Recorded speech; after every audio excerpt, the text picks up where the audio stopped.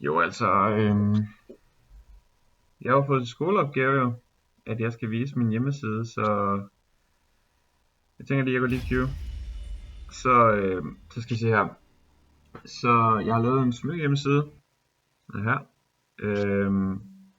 Bare lavet sådan i WordPress, sådan lidt standard. Så jeg har bare nogle placeholder billeder, som jeg har på min side, og placeholder footer hernede.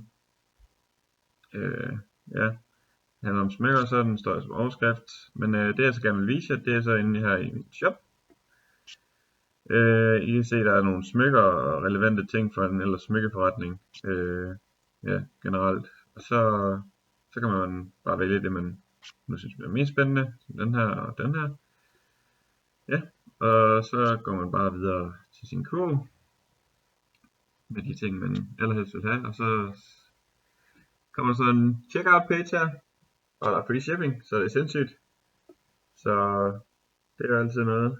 Så vi kan jo Indeed, a wise choice. Hey man, I'm starving and I really need your help. You are and have always been my third favorite streamer.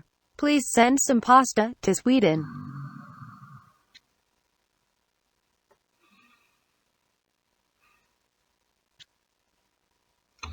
Okay.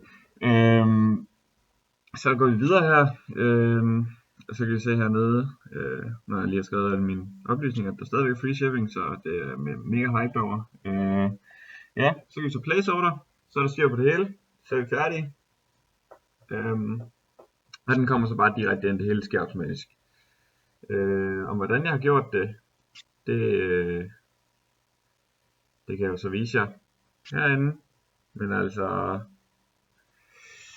jeg tror der kom Cupop lige før, så vi ses.